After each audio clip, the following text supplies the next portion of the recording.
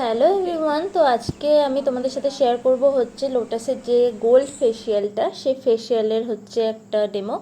তো ডেমো বলতে গেলে আমার বোনের উপরই আর কি এটা ফেসিয়ালটা করেছি। তো ফার্স্টে যেটা ইউজ করেছি সেটা হচ্ছে ক্লিনজার, কারণ হচ্ছে এই ফেসিয়াল কিটটার মধ্যে কোনো ক্লিনজার দেওয়া ছিল না। সেই কারণে আমি যেই সেটাফিলের ক্লিনজার হয় সেটা ভালো করে ব্যবহার করে নিয়েছি, কারণ এটা খুবই সুন্দর একটা ক্লিনজার, তোমরা সবাই জানো যারা যারা ব্যবহার করেছো বা করছো। তারপরে যেটা ইউজ করব হচ্ছে সেটা হচ্ছে ফার্স্ট নাম্বার যেই প্যাকটা, সেটা হচ্ছে স্কার্ফ থাকে এটার মধ্যে।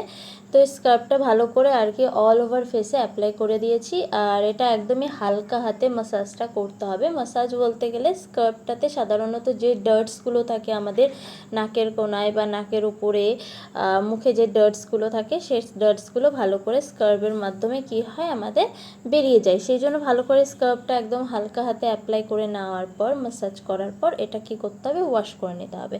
ওয়াশ করার পর তারপরে যেটা আছে সেটা হচ্ছে জেল, বা যেটা অ্যাক্টিভেটার বলছে। তো জেলটাকে ভালো করে অল ওভার ফেসে আমি অ্যাপ্লাই করে নিয়েছি। করে নেওয়ার পর কি করেছি, ভালো করে মাসাজ করেছি। এটা একদম এখন যে প্রসেসটা হবে জেলের, সেটা কিন্তু মাসাজটাই হচ্ছে মেন, কারণ মাসাজ করতে করতে আর জেলটা যাতে একদম স্কিনে অ্যাবজর্ব হয়ে যায় সেরকমভাবে আমাদেরকে মাসাজটা করতে হবে। তোমরা দেখতে পাচ্ছ যে ওর স্কিনটা এখন থেকে গ্লো করতে শুরু করে দিয়েছে, কারণ ফেসিয়ালটা অসম্ভবই সুন্দর। যাই হোক, তো ভালো করে মাসাজ করে নেওয়ার পর, আর মাসাজ স্ট্রোকগুলো তোমরা দেখতেই পাচ্ছ, আমি খুব সুন্দরভাবে আর কি ফোরহেডে মাসাজ করছি, গালে খুব সুন্দরভাবে মাসাজ করছি।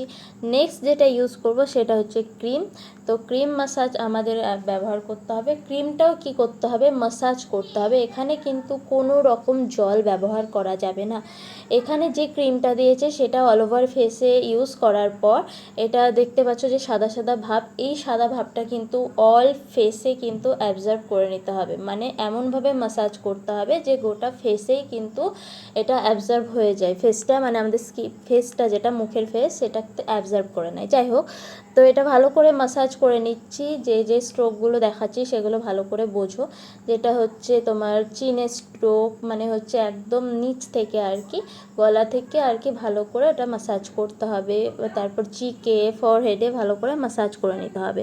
মাসাজ করে নেওয়ার পর আমি কিন্তু এখানে কোনো জল অ্যাপ্লাই করছি না, মানে আমি কিন্তু জল দিয়ে এটাকে ওয়াশ করছি না। জাস্ট ওর চোখটা বলছিল একটু লেগে গেছে চোখের মধ্যে, তো সেই কারণে আমি চোখটা হালকা করে মুছিয়ে দিয়েছি। নেক্সট যেটা করব, যে এই ক্রিম মাসাজের ওপরে আমি ব্যবহার করব হচ্ছে লাস্ট যে প্যাকটা, সেটা হচ্ছে প্যাক মানে লাস্ট যেটা সেটা প্যাক। তো ওই প্যাকটাই আমি ভালো করে অল ওভার ফেসে ব্যবহার করে নিয়েছি। এখানে আমি কোনো জল ইউজ করিনি, জাস্ট প্যাকটা ভালো করে ফেসে ব্যবহার করে নেওয়ার পর 10 থেকে 15 মিনিট প্যাকটা আর কি স্কিনে রেখে দিতে হবে।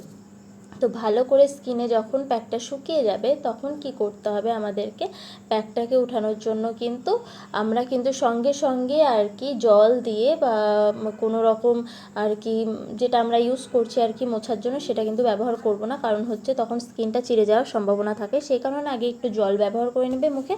তারপরে কি করতে হবে, ওটাকে ভালো করে প্যাকটাকে মাসাজ করতে হবে। মাসাজ করে করে তারপরে আমাদেরকে গোটা প্যাকটাকে আর কি উঠিয়ে দিতে হবে। ভিডিওটি ভালো লেগে থাকলে অবশ্যই সাবস্ক্রাইব করে দেবে, আর নেক্সট ভিডিওতে আবার দেখা হবে। টাটা।